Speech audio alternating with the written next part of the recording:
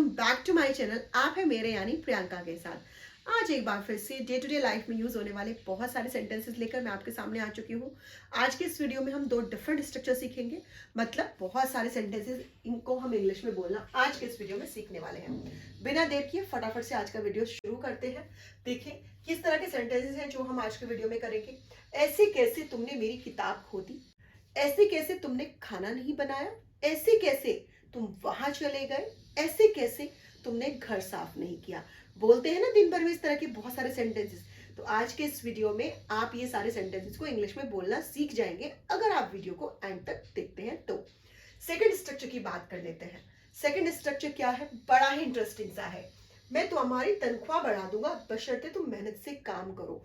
बहुत बार होता है ना जब आपको शर्त रखकर कोई बात बोली जाती है, जैसे कि मैं तुम्हारा पूरा काम कर दूंगा बशर्ते तुम मेरा कहना मानो।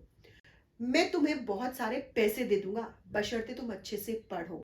मैं तुम्हारी मदद जरूर करूंगा इस शर्त पर कि तुम मेरे दोस्त बने रहो।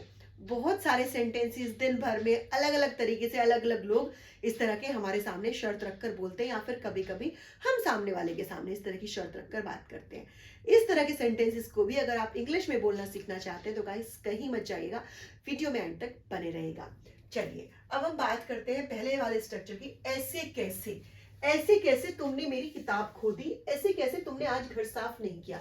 देखिए गाइस, इस तरह के सेंटेंसेस को पहले हम अगर बात कर लें, इनको अगर हम दो पार्ट में ब्रेक कर लें तो ऐसे कैसे को आप बिल्कुल अलग रख दीजिएगा और तुमने मेरी किताब खो दी इस वाले पार्ट को हम अलग रख देते हैं। ठीक है, अब हम बात करते हैं।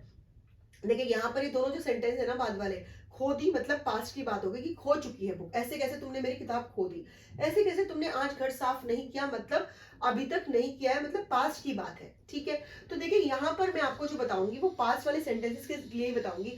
बट अगर यहाँ पर आपका जो टेंस है वो चेंज हो जाता है, सपोज यहाँ पर आप यहाँ पर प्रेजेंट का सेंटेंस बोलते हैं या फिर फ्यूचर का बोलते हैं, तो फिर यहाँ पर आप उसी के अकॉर्डिंग टेंस का यूज कर देंगे। आज हम पास्ट का सीखेंगे तो मैं बताती हूँ उसका स्ट्रक्चर क्या होगा। सबसे पहले आप यूज करेंगे हाउ कम का। हाउ कम के बाद जो आगे वाला जो सेंटेंस है ये, जैसे कि हम जिस स्ट्रक्चर में बनाते हैं, सबसे पहले सब्जेक्ट का यूज करेंगे, सब्जेक्ट के बाद आप वर्ब का यूज करेंगे, वर्ब में आप सेकंड फॉर्म का यूज करेंगे और उसके बाद ऑब्जेक्ट। बट जैसे कि यहाँ पर सेकंड वाला सेंटेंस देखिए, इसमें नहीं का यूज किया गया है। जिसमें नहीं का यूज किया जाएगा उसमें आप वर्ब की सेकंड फॉर्म का यूज ना करके उसमें आप डिड नोट का यूज करेंगे। कैसे बनाएंगे आइए समझते हैं इसको एग्जाम्पल के थ्रू। ऐसे कैसे, ऐसे कैसे के लिए सबसे पहले मैं आपको बता चुकी हूं, आप लिखेंगे हाउ कम। हाउ कम के बाद आप लिखेंगे सब्जेक्ट। सब्जेक्ट क्या है यहाँ पर, तुमने मेरी किताब खो दी। किसने, तुमने, तो सब्जेक्ट क्या हुआ, यू। अब किताब खोना, खोने के लिए आप क्या यूज करेंगे, लॉस होता है फर्स्ट फॉर्म, लॉस्ट होता है second form.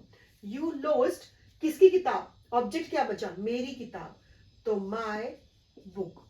How come you lost my book.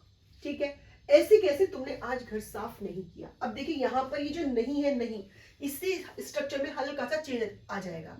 क्या चेंज होगा, हाउ कम, उसके बाद सब्जेक्ट लिखेंगे ऐसे ही जैसे हम लिख रहे थे, तुमने आज घर साफ नहीं किया।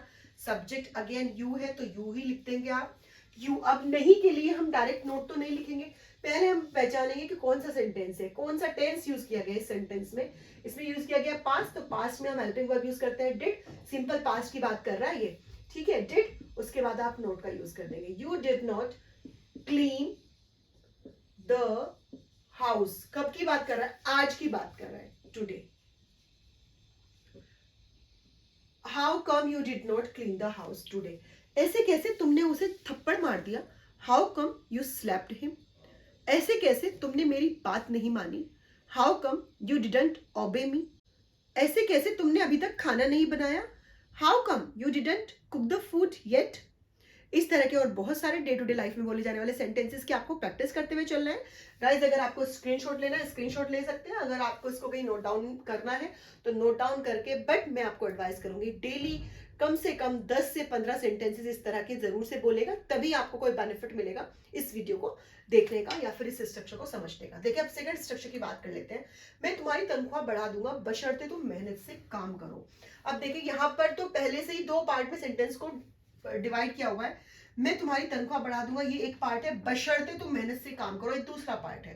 ठीक है, तो इस तरह के सेंटेंस है जो फर्स्ट वाला सेंटेंस है, क्योंकि देखिए यहाँ पर पहले हम टेंस पहचानने की कोशिश करते हैं, दूंगा। करूंगा। तो इसमें हम क्या यूज करेंगे, विल और शैल का यूज करते ही हैं।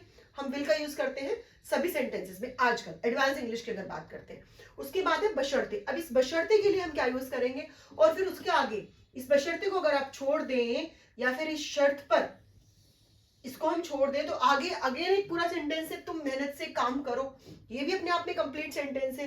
तुम मेरा कहना मानो, ये भी अपने आप में कंप्लीट सेंटेंस है। तो इसका स्ट्रक्चर क्या होगा, पहले आप कंप्लीट पहले वाला सेंटेंस बनाएंगे, ठीक है, subject plus helping verb plus object. उसके बाद बशर्ते के लिए आप लिखेंगे प्रोवाइडेड, प्रोवाइडेड, और उसके बाद आप लिखेंगे अगेन सेकेंड सेंटेंस का, सबसे पहले उसका सब्जेक्ट, देन उसकी helping verb, then verb and then object. कैसे बनाएंगे आइए सीखते हैं। मैं तुम्हारी तनख्वाह बढ़ा दूंगा। तो इसके लिए सबसे पहले सब्जेक्ट हमारा क्या हुआ, मैं। अब यहाँ पर हेल्पिंग वर्ब, क्योंकि फ्यूचर टेंस है तो इसलिए यहाँ पर विल का यूज कर देंगे। आई विल क्या कर दूंगा, तनख्वाह बढ़ाना, बढ़ाना यहाँ पर वर्ब, काम क्या हो रहा है, बढ़ाने का काम हो रहा है। तो इंक्रीज क्या, तुम्हारी तनख्वाह, तो तुम्हारी के लिए योर, और तनख्वाह के लिए salary. I increase your salary. बशर्ते के लिए मैंने बताया आपको प्रोवाइडेड, प्रोवाइडेड तुम मेहनत से काम करो, यू मेहनत से काम करो, इसके लिए आप बोलेंगे यू वर्क हार्ड।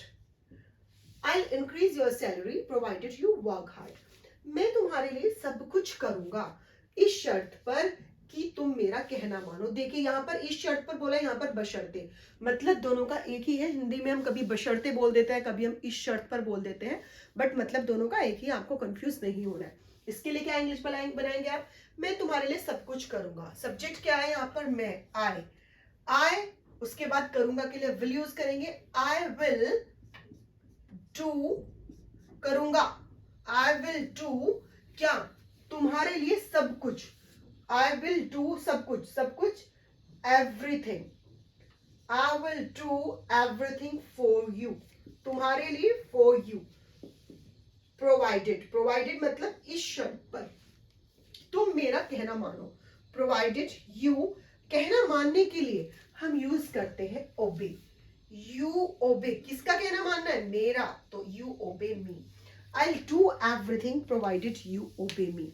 मैं तुम्हें पैसे दे दूंगा बशर्ते कि तुम अच्छे से पढ़ाई करो। I give you the money provided you study well. मैं तुम्हारी मदद करूंगा इस शर्त पर कि तुम यहां रुकते हो। I help you provided you stay here. तुम अंग्रेजी बोलना सीख जाओगे इस शर्त पर कि तुम हर रोज ज्यादा से ज्यादा प्रैक्टिस करते हो। इसको आप इंग्लिश में कैसे बोलेंगे, do let me the comment box. Guys, video अगर आपको पसंद आया तो वीडियो को लाइक, शेयर और सब्सक्राइब करना नहीं भूलना है। मिलती हूँ आपसे एक और वीडियो में। Till then, keep watching. जय हिंद, जय भारत।